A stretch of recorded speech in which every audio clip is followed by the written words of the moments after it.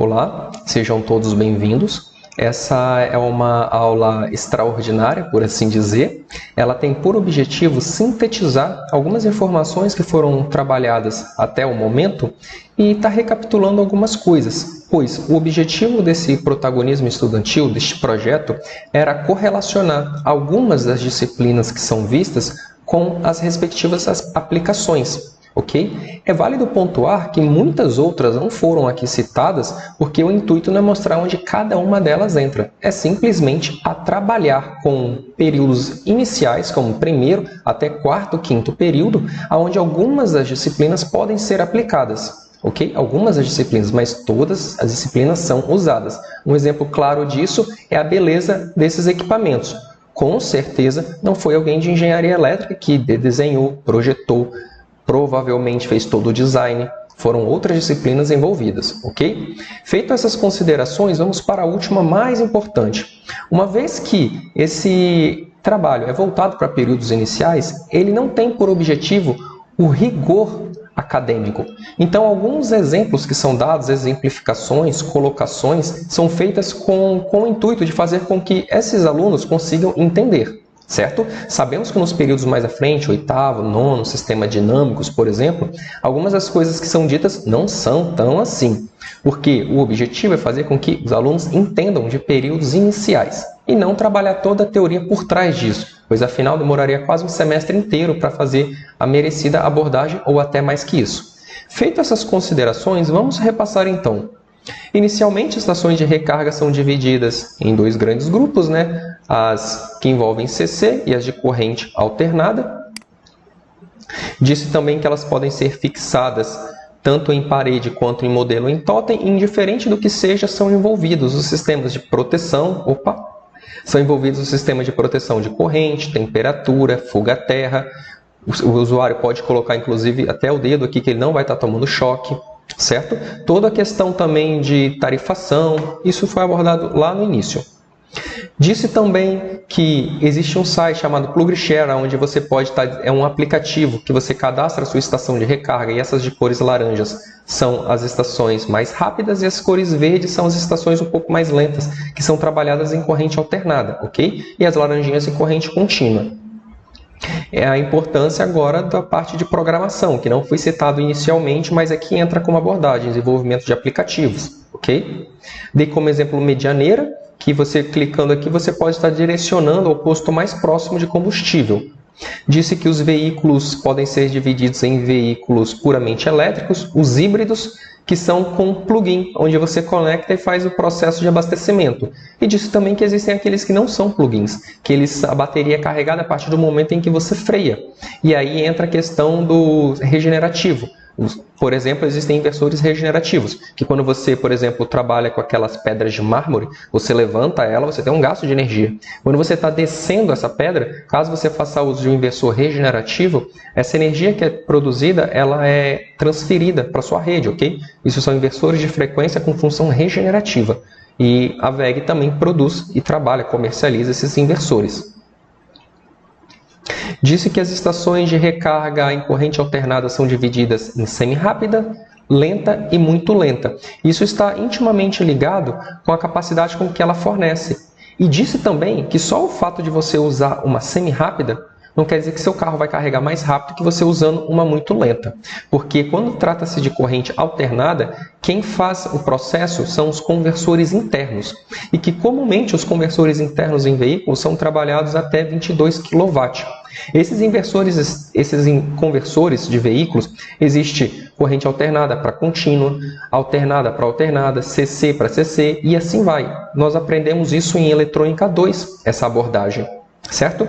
Disse também que existem os plugs adaptadores, que vai ser trabalhado posteriormente, os modelos de adaptação.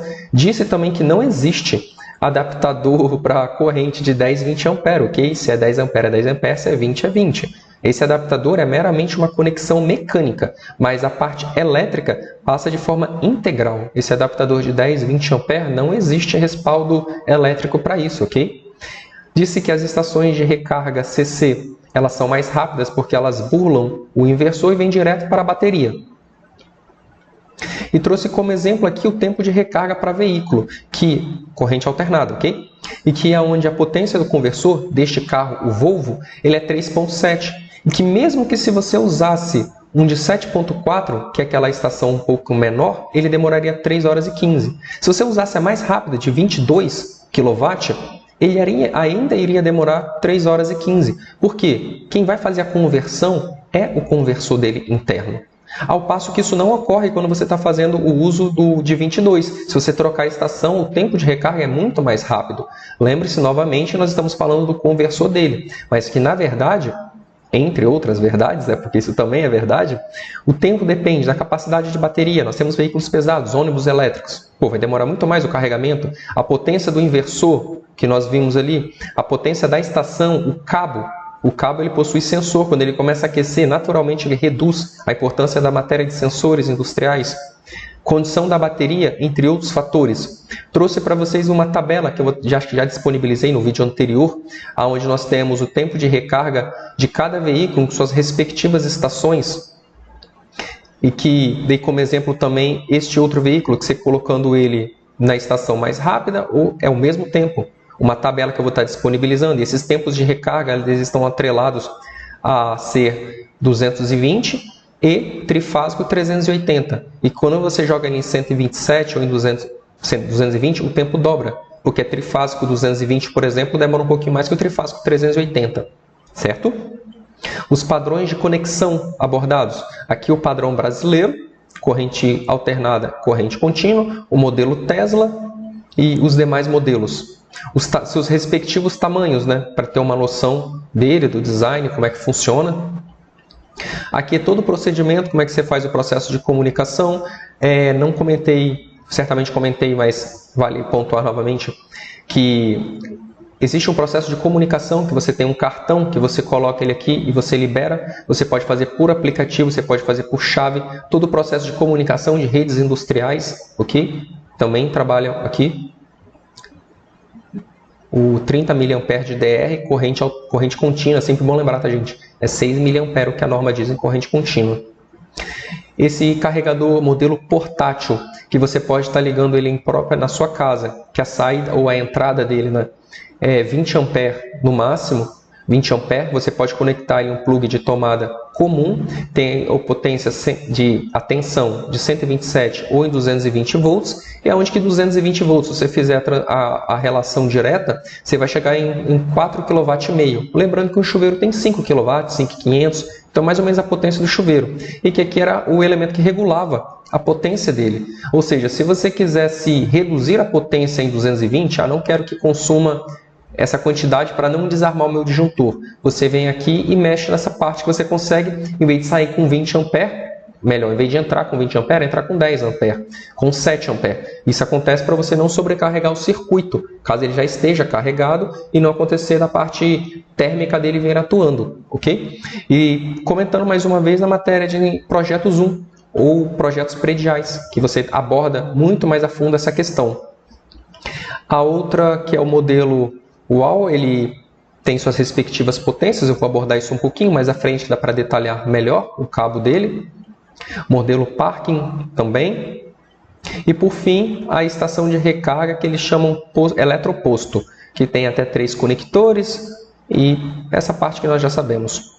A importância da parte de desenvolvimento de aplicativo, ok? Com esses aplicativos você consegue ver a tarifação, você consegue ver o tempo de recarga, se tem ou não disponibilidade, seu consumo, a geração, gráficos, o quanto você usou, se você quer aparecer ou não para outras pessoas. Mais uma vez, desenvolvimento de aplicativos. Sem ele não adiantaria nada você tentar comercializar uma estação de recarga, por exemplo, para veículos, se ninguém consegue saber onde você está. Agora, uma matéria que realmente é muito importante, que é a gestão financeira, que faz a viabilidade entre qual o outro, lembrando que existem outros quesitos. Apontei também a energia no Brasil com grupo A, grupo B, que trabalha a matéria de eficiência energética, tarifa branca, tarifa convencional, que usa muito nessa parte, além da gestão financeira. Agora entramos nas partes mais elétricas, onde podemos fazer a devida abordagem. A norma IEC, que é o que o Brasil utiliza, a NBR, né, que ela é baseada nesta norma aqui de 2013, disse que estava sendo atualizada. Comentei que essas estações de recarga, seja ela no modelo mais simples, como um pouco mais potente, a de 22, existe a necessidade, de acordo com a NBR, de você instalar proteções a montante, isso, proteções que vêm antes dela. Existe a necessidade de um disjuntor termomagnético, de um DR, diferencial residual, além de um DPS, dispositivo contra surtos, ok? No caso de uma descarga atmosférica, fechamento de uma chave, que ele vai estar descarregando no terra essa tensão a mais. E o DR, ele deve ser usado o de 30 mA, que é para proteção de vidas humanas. Diz que existe o de 500 e existe o de 1000. E isso se deve para a instalação de projetos, por exemplo, você tem um disjuntor de 40 A. Se você danificar a isolação dele, encostar no leito e o leito estiver aterrado, vai estar descarregando para a terra, um exemplo, 2 A, 3 A, um exemplo disso. E acontece que o disjuntor nunca vai atuar, porque ele é de 40 A. Então, quando você faz uso de um DR de 500 a 1000 mA, você, na verdade, está fazendo a proteção estrutural, ou melhor, a proteção do equipamento contra fuga, mas não está protegendo contra vidas humanas. Vidas humanas é 30 mA. Acima disso é proteção para fuga. 500, 1000, enfim, existem outros dispositivos para isso. E este deve ser usado de 300. Mais uma vez, Projetos 2, que usa esse equipamento. As normas da concessionária, né, que a Copel já trabalha com um código de norma, disse as potências, que cada uma sempre é em 32 A, não de potência, né, gente? Corrente de 32 A, e em suas respectivas tensões fornece o potencial. Disse que o cabo ele vem com 2 metros, mas deve se atentar bastante quanto à distância. Mais uma vez, cálculo de queda de tensão, correção de fator de agrupamento, a disciplina novamente que nós vemos de instalações, ok? Essa aqui que é muito interessante, que é de desenho técnico, por exemplo. Este não é um exemplo de SolidWorks, mas existe a opção de SolidWorks que você faz toda a modelagem, você roda ela toda 3D. O AutoCAD, o Revit, para vocês que estão iniciando, vale muito a pena se atentarem quanto a isso. Disse também a respeito da importância, se ela consome, ou melhor, se ela disponibiliza, puxa da rede 32 A, por que o disjuntor era de 40, curva C? Diz que são disjuntores tropicalizados. Deixa eu já passar para a próxima página. São disjuntores tropicalizados, pois o ensaio dos tropicalizados é feito em média 50 graus, onde confere uma corrente exatamente tal como ela é.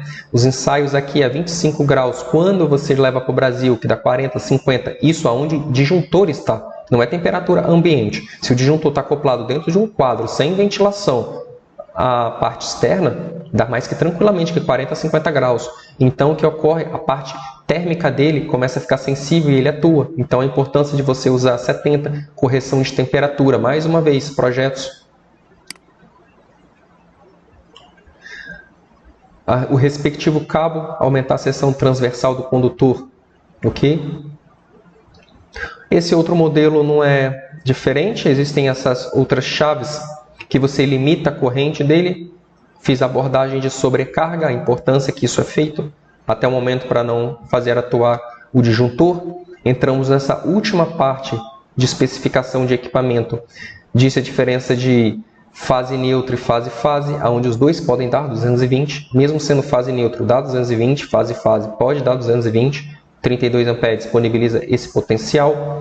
Apontei aí a importância de você se atentar, porque apesar de ela ser de 22 kW, é 22 kW por conexão, 22 aqui, totalizando 44 kW, para não desarmar o geral.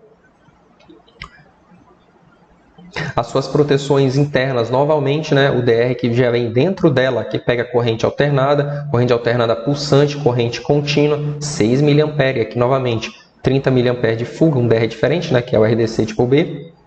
Sobrecarga, são usados varistores, que aqui a gente vê muito em questão de eletrônica, quando vocês tomam mais conhecimento disso, mas em outras palavras, no DPS interno.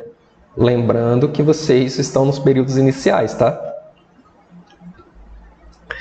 Mais uma vez, a proteção que deve ser tratada de forma individual, e esse aqui é o modelo, o maior de todos, né? Que para eletroposto, que segue o mesmo princípio. Comentei exatamente sobre essa questão, que é sobre eficiência energética, onde nós trabalhamos sobre demanda, que onde você contrata demanda, você paga por um determinado valor, usando ela ou não, você está nessa demanda. Caso ocorra uma ultrapassagem de demanda, você paga um valor consideravelmente superior. Lembrando que essa demanda ela depende de vários fatores, de qual grupo você está. Mesmo sendo grupo A, existem alguns segmentos lá dentro, correto? E que era um problema, como que você iria resolver essa questão? Se a sua carga aumenta, o que acontece com o veículo? Na ocasião onde eu pontuei isso, eu disse que poderia ter alguns problemas envolvidos. Primeiro era a parte financeira. E disse a vocês que a parte financeira, se todo mundo resolvesse pagar, haveria parte do problema de proteção de sistemas elétricos, que é onde a parte de proteção iria desarmar se todos aumentassem a demanda juntos. De uma forma utópica, todo mundo trocasse para veículos elétricos. Isso iria acontecer. E mesmo que as concessionárias trocassem a rede de distribuição, suas proteções, aumentassem a seção dos condutores, iríamos ter problema lá nos geradores, que aí já entra a matéria de dinâmica. Disse também um exemplo para vocês entenderem melhor, que se um gerador está com um ângulo com a carga, pedi para vocês imaginarem um ângulo de 10, um ângulo de 10 graus. Se a carga aumenta, o ângulo ele aumenta também. Certo? O que eu não falei para vocês é que existem os controladores de carga, mas o objetivo dessa abordagem não é essa. Mas existem os controladores de carga, a qual tem por objetivo reduzir essa questão. Mas para vocês, vamos supor que aumentasse já quase no limite dele, de 30 a 40. Está no limite do gerador. De repente acontece algum curto-circuito ou alguma outra carga, um bloco de carga se conecta. Diz que o gerador iria perder a estabilidade. E isso é muito bem trabalhado na matéria de sistemas dinâmicos, ok? Lá no 9º período. Tem os critérios das áreas iguais, tem outros softwares que nós usamos, fazemos inclusive trabalho, que é muito legal, muito interessante mesmo. Pena que às vezes é ministrado lá no 9º período, né? Poderia, não sei, se tem bagagem para ver antes disso, né? Porque é muita matéria envolvida, muito mesmo. Mas é bem interessante os controladores de carga que são usados nesse momento. Mas afinal não existe energia infinita, né? Por mais que você tenha um bom controlador, se a carga aumentar muito, o gerador não consegue gerar e a proteção entra. E para evitar o corte de demanda, ultrapassagem de demanda ou sistema de proteção atuando, foi inventado esse outro dispositivo, Smart System, onde ele é conectado, você seta ele a sua demanda que você quer trabalhar e então, caso a sua carga aumente, ele diminui os seus veículos, caso eles estejam carregados. E existem duas formas de controle, o controle estático e o controle dinâmico. O controle estático, eu disse a vocês, que é trabalhado de forma trava, eu quero 100 A, 50 A, e ele limita isso em 50 A, certo? E diz que o controle dinâmico ele existe. O controle dinâmico é o desenho que aparece nessa outra parte aqui, aonde que você vem aumentando a carga e com este elemento você consegue ficar dentro da demanda, mas ele ajusta justamente o carregamento do veículo. Isso em tempo real, isso dinâmico. Certo? Para manter toda aquela outra questão que foi abordada antes, até estabilidade de linha, estabilidade de rede, se fechasse um curto-circuito, o ângulo iria aumentar, o critério das áreas. Tem todas essas coisas na matéria do 9º, ok? Podem ficar despreocupados, vocês vão aprender tudo isso lá. E por fim, tem um exemplo deste modelo, né? Um pouco mais com 36 estações representadas, onde poderia atender a demanda sem existir a necessidade de talvez superdimensionar os transformadores, porque vai estar trabalhando dentro da demanda e que esse dispositivo iria sanar a princípio essa questão, ok? Espero que tenha ficado claro algumas das muitas matérias que são usadas aqui e que não foram comentadas, como, por exemplo, digitais. Em nenhum momento eu disse digitais, não disse nada sobre automação, mas ela sim é usada e é de grande importância. Mais uma vez, o material de apoio já foi disponibilizado, esse material foi retirado dos catálogos da WEG e sugiro que vocês, caso tenham interesse, podem entrar lá para dar uma olhadinha, tem muita coisa boa. Me despeço aqui, espero que tenham gostado e até uma próxima.